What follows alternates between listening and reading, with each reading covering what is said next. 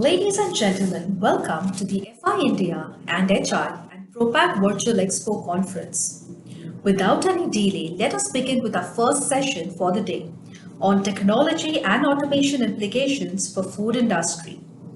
It is my pleasure to introduce our moderator, Mr. Sagar Kuradi, Managing Director, Suman Project Consultants, and our panelist, Mr. Rajesh Agarwal, Managing Director, Times Automation, Mr. Mahesh Patil, VP and Business Head, Rico Industry Limited, Mr. Manohar Mirchandani, Founder, Dynamesh Engineers, Mr. Girish Bajaj, Managing Director, Bajaj Process Pack Limited. With this, we're just ready to start with our first session. Over to you, Mr. Sagar Kurade.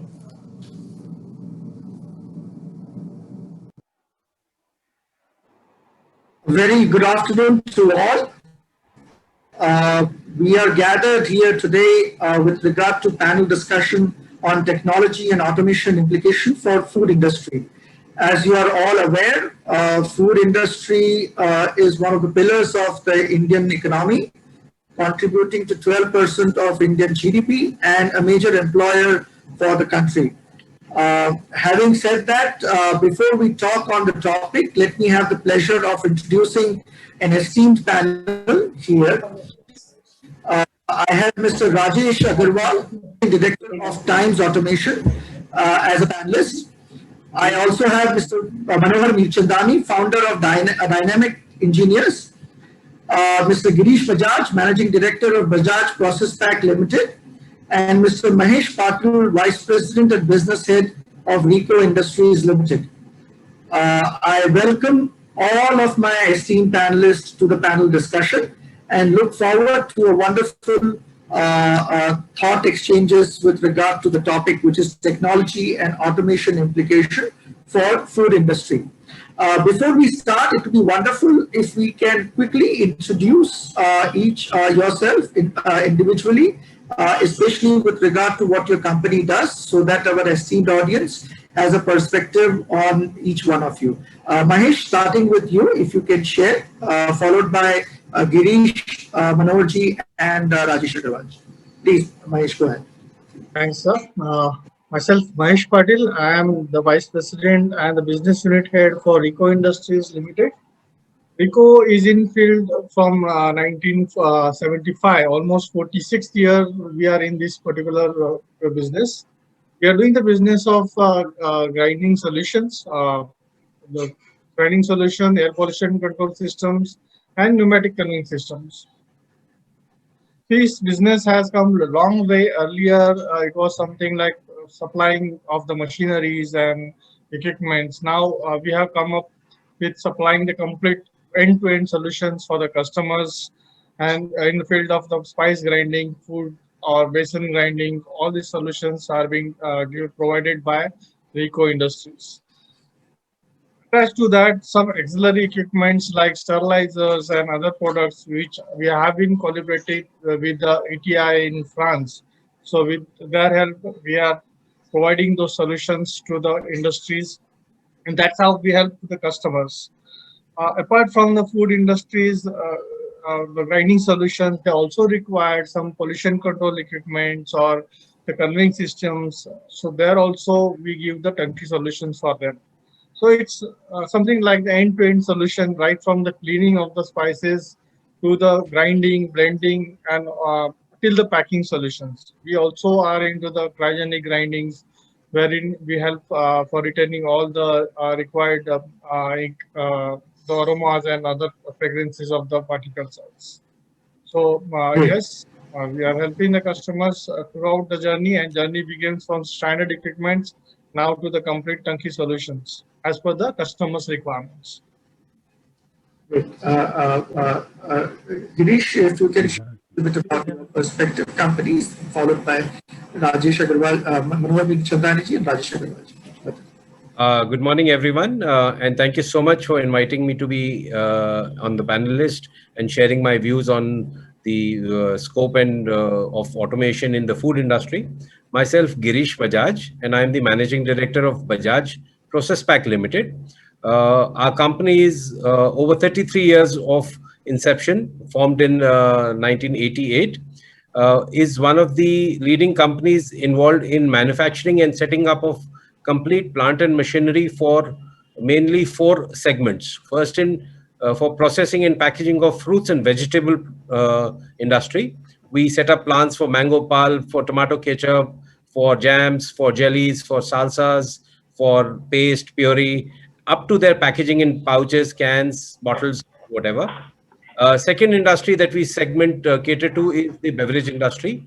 We manufacture and set up complete plant on turnkey basis for processing and packaging of juices, water, coconut water, and other similar beverages which are widely packed up to packaging equipments in glass bottles, PET bottles, cans, and spout pouches.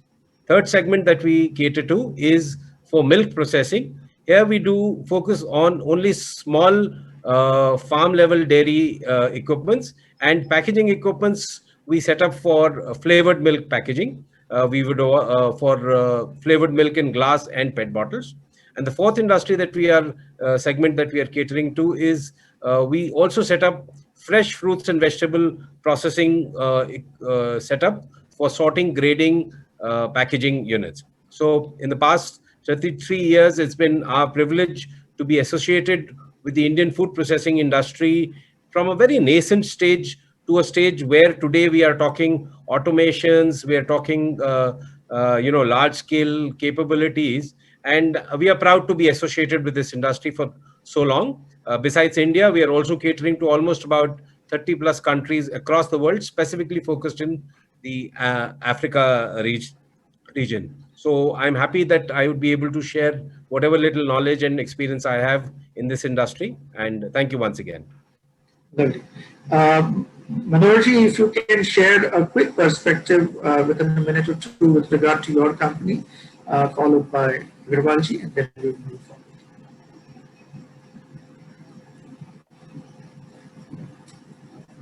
Hello, आपको सुनाई दे रहा है? Can you hear me? अब दे रहा है, आपको सुनाई दे रहा है? जी, थोड़ा बहुत in a minute if you can share your perspective of your company, आपकी कंपनी क्या करती है, 1 मिनट में, and then हमारी कंपनी डायनामिक इंजीनियर्स है, इंदौर बेस्ड कंपनी है। यहाँ हम जो है वो नमकीन, चिप्स और स्नैक्स इंडस्ट्री के लिए सॉल्यूशंस प्रोवाइड करते हैं, जिसमें extruders, slicers, peelers, dryer, fryer और इस टाइप की जो है वो डिफरेंट मशीनरी है। और ये सेमी ऑटोमेटिक से लगाते हैं, फुल ऑटोमेटिक तक के प्रोजेक्ट्स हैं। और बेसिकली सभी नमकीन इंडस्ट्रीज में अब मैकेनाइजेशन हुआ है, हो रहा है। पहले सब हैंड प्रोसेस हुआ करता था, अब बदलते बदलते जो है वो फुल ऑटोमेशन में आ गया है। जी, lovely. Agrawalji, if you can share your perspective of the company. Yeah, hi, good afternoon, everyone. Thank you very much, Sagarji, for providing me opportunity to be here on this platform with your team of learned people and experienced people of the industry. Myself, Rajesh Agrawal, Managing Director, Times Automation. We are basically based in Delhi, NCR. Specifically, we are in Bahadurgarh in Haryana. Our company is providing solutions for bulk raw material handling system and automation system and automatic batch weighing systems, specifically for food industry. We started with from the scratch in 1998. The company is founded by myself only, and our parent company was known as Sunita Industries, the traditional name you can see. Later on, it has been converted to Times Automation. Now we are providing solutions for all raw material and batch weighing systems with complete automation, end-to-end solution for raw materials. As of now, we are going to this only, and we are supplying all over India and across India also, specifically Africa, Northeast, even Mexico. So this is what we are doing. Lovely, excellent. It's wonderful to see that our esteemed panelists are representing various sectors of the food industry, whether it is snack food sector, whether it is spice sector, whether it is fruit, vegetable, dairy, cereal, grains. Pretty much all sectors of food processing are represented through our esteemed panelists today. But one of the things that we all have to reflect on is that if you see the current situation that the industry has gone through in COVID, and compare it with independence, from the time period of independence, I would like the panel members to reflect on how exactly technology and automation has evolved over the last 75 odd years in India, from a point of view of how we were at the time of independence to now, how the industry is being looked at. So if any, Mahesh, starting from you, if any, feel free for any panelists to share that. I would especially like to hear thoughts from anyone who would like to share. Sagarji, it was a really big changes in this particular food sector. If you see, if you are able to talk on spices, earlier the people used to ground it, keep it on the floor for drying it or cooling down. Now these things are being changing because a lot of restrictions from the government, food safety point of view, hygiene point of view. Basically, after the post-COVID, if you see, the hygiene factor has come into the account. So the people don't expect the manual handling should not be there. So right from the cleaning till you get the final product in the form of the granulations, everything has to be automized. The most of the, not only automizations, but the plant which you are supplying, those should be easy for cleaning. Then it should be have the minimum downtime for that instant. So these changes are being happening, and customers are nowadays becoming more demanding, not because they wish to, but it is a compulsion now. They have to be the proper hygiene factor has to be there into the machineries. The machine should be easily cleanable, and these are really changing and adding the extra pressure on the industries. Yes, you have to cater these new demands which are coming into the market, and then we as a supplier has to understand the difficulties of the buyers who are in that field, the requirements, and change ourselves as per the requirement of the market. I think one of the biggest changes that I have seen over the decades is that we have pretty much been going from an unorganized sector to an organized industry. And over time, the scale associated with production of food products has also been going up and up. So the viability factors are also changing. Any thoughts, Girish, from your perspective on that? Yes, Sagar, having been associated with the industry for about 30 years, I have been lucky to see the transition or the maturing of the industry, say from the 70s, 80s to the 90s, and then so on. And since I'm the second generation entrepreneur, I've heard stories about from my father, who was associated with this industry for another 40 years before, that this industry has really developed from post-independence days, where most of, if I specifically talk about the food processing, most of the cutting, chopping, slicing, all the peeling, everything used to be manual. Then even processes like cooking or other processes were kind of semi-automized with with a lot of man-machine interfacing done, and there was very little control over time, temperatures, and other automation. So it was more dependent on human efficiencies or the operator efficiencies, so as to speak. Therefore, even the end products used to be slightly deviated in terms of their consistencies, in terms of their other processes. Yes, Which, quality aspect. yes. So from there to a point where, as on we speak today, and of course, COVID having made it almost a necessity today, from being a luxury, it is a necessity. We have to talk about automations. We have to talk about food safety. So in this, I see the transition has to come in. There is no other way for the industry. The industry has to transit. While it has already transited over the last couple of decades, post-COVID era has to be a compulsion for all the companies to very closely monitor their food safety, food traceability, automations, and also focus on less human touch and more automation from process to packaging. So yes, I'm looking at more of a hybrid man-machine model coming in now as it was from earlier. Absolutely, Girish. So I totally agree. From a point of view of technology and automation, the more technology and automation, the more consistency, the more better quality from a point of view of food products. But having said that, Agarwalji, this question I would like to pose to you. You are into back handling of raw materials associated with automation, back end automation associated with food industry. So what challenges do Kind you have seen from a point of view of adoption of technology and automation when you are trying to recommend automation of a back-end raw material handling system to your clients? So I would like a perspective on the challenges you face from a convincing point of view, per se. No, that is really an interesting question, and this is the most challenging part of this industry. Whenever we recommend automation to any of our clients, they are a bit reluctant. Post COVID, now they are going for the this automation and they are accepting this. But pre COVID, it was a big challenge actually to make them adapt this technology. They did not really want to go for automation. Normally, they were dependent on labor, but today labor is also not available. And post COVID, this has become actually bottleneck. Now the things are coming into line, and they are accepting it. Earlier, it was a big challenge. Lovely. So let's talk a little bit about some interesting technologies and adoptions that you guys each have taken into account. I would like to pose this question to Manohar Mirchandani ji.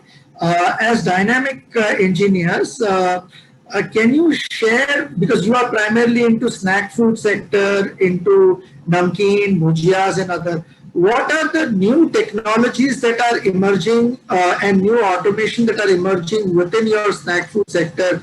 I believe there is vacuum fry technologies that is emerging and extrusion technologies. So if you can throw some light on the new technologies within and automation emerging within the snack food sector. Mir Chandani ji. earlier, the total namkeen industry was dependent on labor only, manual labor. In 80s, it started, the automation started, 90s, and now these these years we have been able to make all the products, most of the products on automatic machines, which were developed in India only. Uh, the recent development is the full automation of bhujia making machine, bhujia in the machine, full automation, right from the powder to spices and the water input, and then the final product is the bhujia. And there are different type of products like dals, pohas, and other products. They have different characteristics of related to frying. So for everything, every product there is a different kind of machine, and we have developed such a machine where you just put the this flour, water, and control it through the control system. It is needed online. It is fried online, and you can cool and then pack it directly. So this is the Yes. recent developments in the industry. I guess one of the key things that we are finding as a trend in Indian market is the consumers in India as well as across the world are becoming more and more health conscious. So I am pretty sure, Mirchandani ji, you must have adopted technologies associated with less oil absorption, technologies where, where namkeen, bhujiyas are kind of less absorbed, more automation. Any reflection on less oil absorption related to frying technologies? The product made on the continuous frying machines are already taking less oil in the product. If you make it on batch system or a manual system, the quantity made on the system is very less, and uh, the oil content is more. A continuous automatic continuous system, the oil content is less, and we can control it through the method in which it is made. The percentage of oil in the product, final product, to your choice. You can change. You can make less oil also. Okay, lovely. Mahesh, from your point of view, I know in spice processing per se, there are now new verticals. Traditionally, it was a traditional way of grinding spices, but that led to a lot of volatile oil evaporation and everything. And now people are looking at options associated with cool grinding and cryogenic grinding. Can you throw some light regarding these technologies related to, in comparison with each other? Definitely. Both these parameters of grinding or cryogenic grinding is little bit different. When you talk of cryogenic grinding, it is grinding under sub-zero temperature of -153 or so. Doing so, it is meant for some specific spices where the oil content or heat sensitivity of those spices are on the higher side.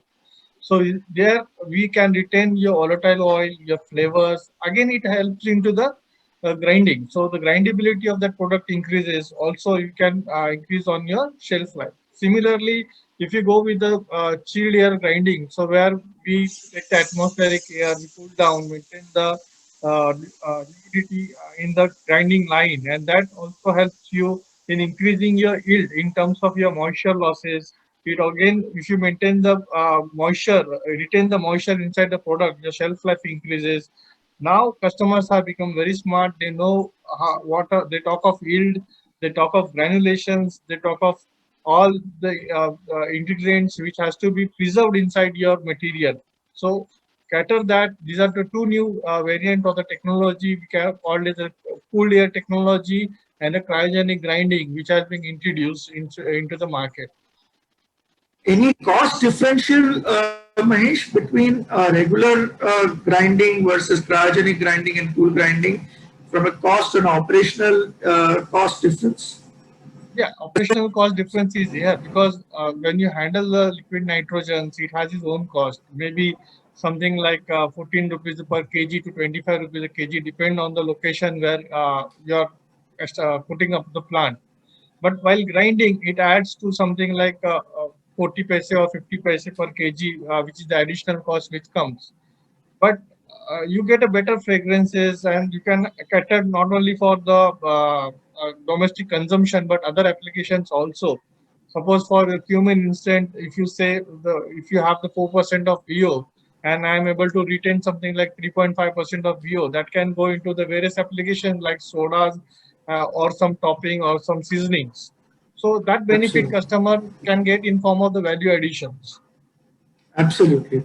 Girish, from your point of view, especially from fruit, vegetable, juices, pulp concentrate point of view, any new technologies that are emerging or being adopted from a point of view of ensuring better health, better quality of food products, better operational efficiencies? Anything to throw light on? See, Sagar, as I mentioned earlier, in post-COVID, automation earlier was kind of a thing to be feared upon. Frankly, if I may put it very straight, it was more as if people considered it to be too expensive, too technically jargon, and only to be done when you want to reduce labor. Yeah, Unfortunately, that is a myth. That is not correct. It is not that you just reduce labor. You actually increase efficiency. You actually increase food safety. So now what we're looking at is a trend emerging wherein we've been approached by many food factories who were there for decades and suddenly say, we've been doing this manual process which involved 10 people. Now we want to actually do this so that we can relocate these people to another section, but at the same time ensure that the human touch is the minimal. So from washing, let us say in the washing section, earlier it was considered to be a very common thing. कि सब fruits आएंगे उसको हम manually wash कर लेंगे. That is no longer the case. Your people are talking about washing. People are talking about inspection systems. Even sorting grading systems have got automized, where color, size, all these are getting, and we're talking about farmer level FPOs connecting with us. Recently, an FPO in Srinagar connected with us and said, "Sir, the apple season is coming up, and frankly, we need something which will sort our apples 10 tons per hour."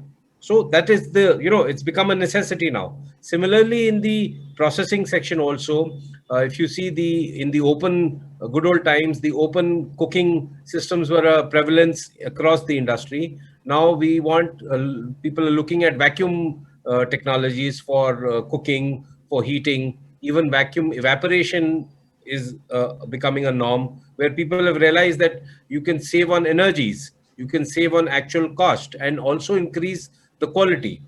It has been demonstrated that if, let us say, jam is prepared under vacuum, it will not only get cooked or prepared earlier, it will also, the quality will also be far more.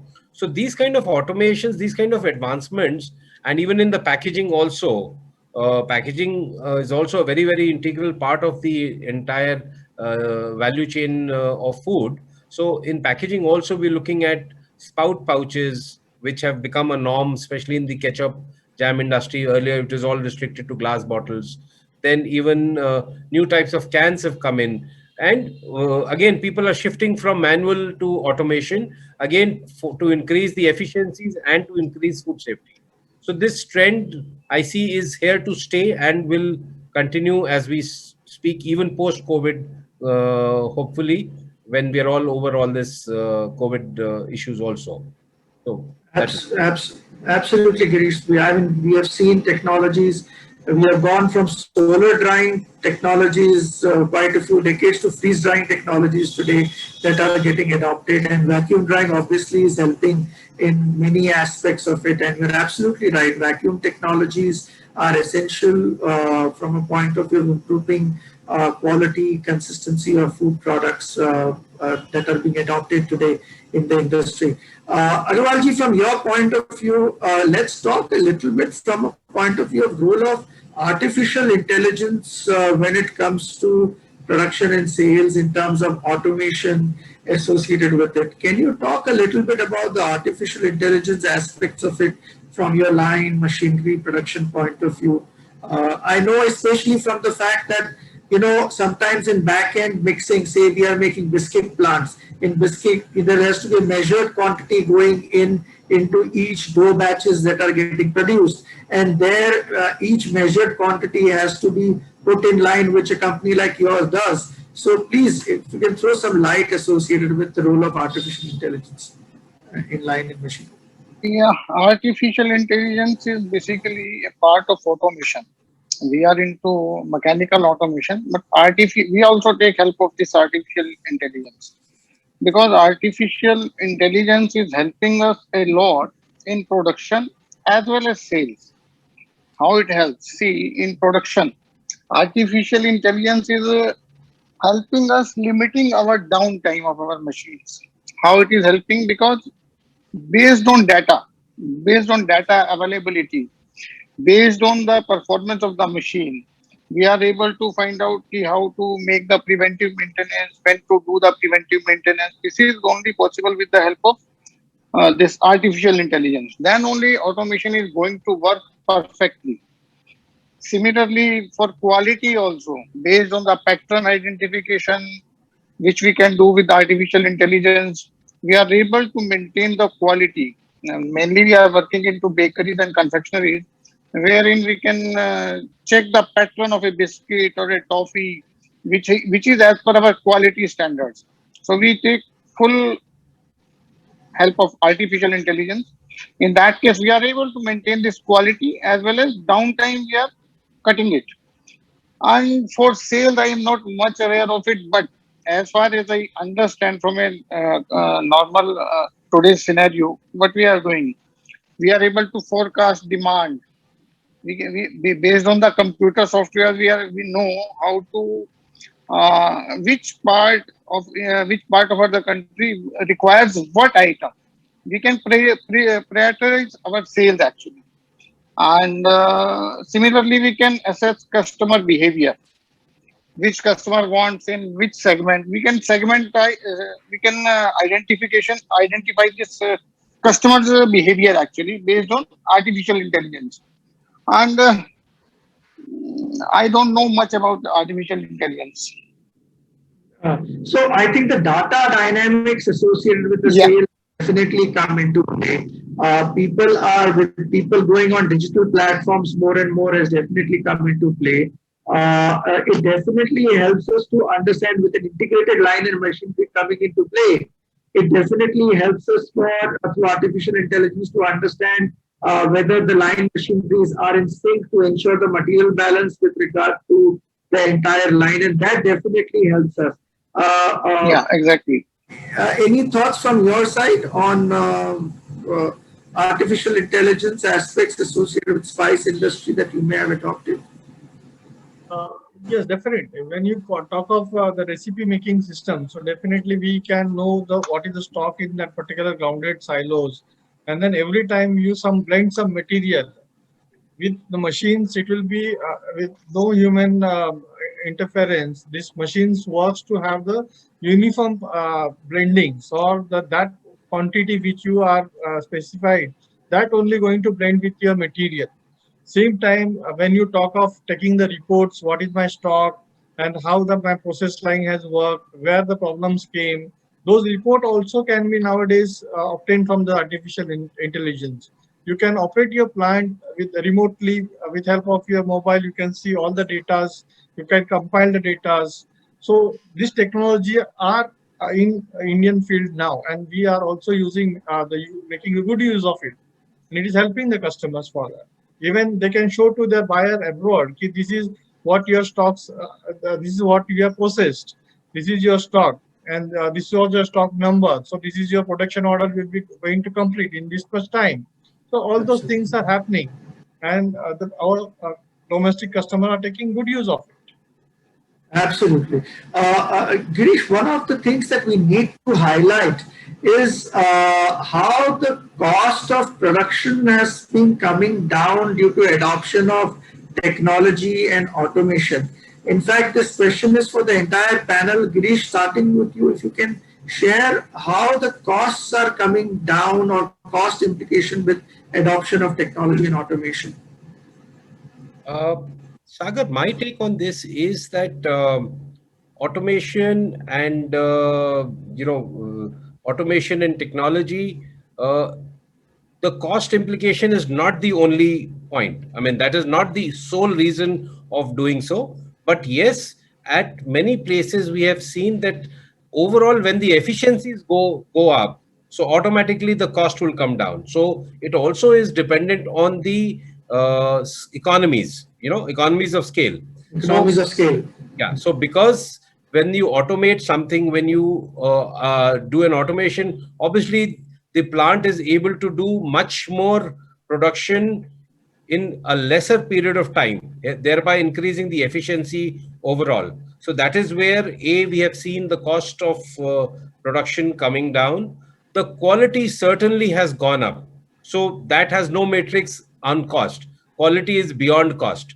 So quality is also across board we have seen, and consistency. That is also a very important factor, which is a byproduct of automation, which also goes up considerably, that we have seen over the years. So ultimately, any promoter or anyone who sets up these plants, the first thing that they would want to do is to calculate the ROI. That's the very basic fundamental way of doing business in India. So the first thing that comes to anyone's mind is, what is my return on investment? But people who do invest in such things have to say that there is a ROI cannot be simply calculated in cost, but also in quality, in efficiencies, and overall improvement of a plant and its output. So, in from that aspect, the ROI index has to be measured uh, in both these things, and especially when you're trying to cater to an overseas market, for example. Now, an overseas market, this is become, for example, I'll give you one of our customers was trying to export canned products to Middle East. And they were using, the 3-decade-old canning company, and very, very well known in the industry. I'll not share the name. And the customer said, "Can you share us the log details of retorting that you do?" And they said, "Sir, what is that?" So he says, "Unless and until you're able to do that, I'm sorry, we're not going to give you any orders." And they switched from a ordinary retort to a counter pressure retort, which was PLC controlled, which had a logger, which showed very clearly each of the batch, what pasteurization, sterilization time was achieved, for how long it was achieved, and how many batches was it done, what was batch 1, what was batch 2, and batch 3. After they were able to invest in this, the customer happily gave them the order, and now it's on their regular order list. So, as I said, ROI should not just be calculated on कि साहब मैं कितने दिन में ये पैसा वापस कर लूंगा. That is not how it should be done. As prudent businessmen, entrepreneurs, people should look at investment on a more longer perspective and from a more hygienic perspective rather than just ROI. So that's my take. That's absolutely a good point, because automation and technology, not only it will help you with cost reduction, but also with regard to the operational efficiency of the plant. So operational efficiency will lead to a lot of cost savings associated with that, and therefore you will have a better ROI coming, return on investments coming into the plant. It's a wonderful point, Girish.